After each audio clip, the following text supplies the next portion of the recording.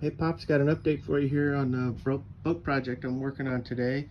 The battery box, which was part of that peninsula settee type thing there, is what I'm working on. So this is where the two 4D batteries used to go. They were laid in here like this, parallel to each other, and was all glassed in, and it was a pan unsupported underneath. And when the 6 years ago, when I cooked off my gel batteries and the battery acid pooled in here, it rotted out the plywood that was under the fiberglass. Here's there was some clean wood, and then some of this got all rotted out. So I cut it out, and that's 3/8 inch plywood here that I epoxied over last night. It was high grade 3/8 inch, not marine grade, but I glassed it over last night just to seal it up, and then I've epoxied it, put a bunch of thickened epoxy and screwed it in place with the intent of stiffening up the floor here so that I can put this new Battleborn battery. This is an 8D, 270 amp hours. It weighs 81 pounds.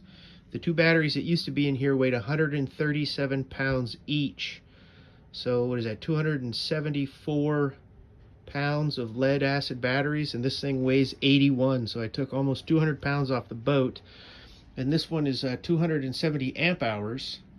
The old gel batteries were 183 each, so a total of 366, but because they're gel, you can only run them to 50% capacity, whereas this one you can run down to almost zero without any detriment. So I've doubled my stored energy and reduced the weight on the boat by almost 200 pounds.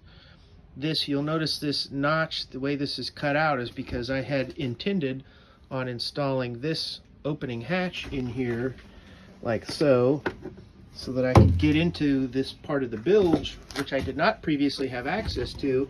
There's some wires down there. Let me drop the phone in here and show you. There's some wires and things. But there I have some cordage that goes through all there, so I can pull wires. So I really don't need access in here. But this has already stiffened it up quite a bit, because like I said, this was just glass coming down and over, so and then holding that wood underneath, and there was no way for me to get a solid piece in there, so I had to cut two pieces, one to do that corner. The wood over here is super solid, and then this piece goes around to there, and I had to cut it there because I couldn't get the whole piece up and in position. But now the plan is I've got these two boards that are going to go in position. Sorry if I'm making you sick with moving the phone, but so these boards are going to go in there, and the battery will sit. I put these blocks to hold so the battery won't slide around, so that battery will fit right here like this. And then I bought some epoxy paint.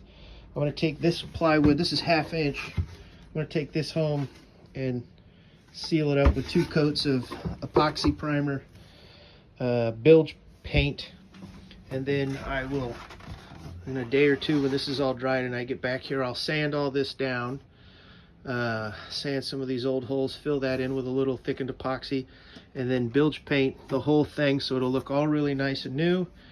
And then I'll have my big old battery bank in here, lithium technology, super excited about that.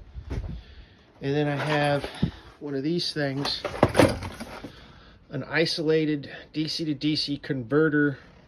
That thing's going to mount right here. I'm going to cut a hole and put a vent on the backside because this thing does generate a little bit of heat. It's got heat sinks on it. And what that's going to do for me is charge this gel battery. I've got everything wired up to the gel battery now, just keep the boat alive. But so all my power sources of charging, the shore power, which is that inverter charger, will charge this lithium. The solar panel charger, which is an MPPT, will charge the lithium, when I'm out on anchor and or sailing. And then I've got that 70 amp alternator, which I'm going to disconnect from the start battery and wire it straight to one of those big old bus bars right there. Those things are rated for 600 amps.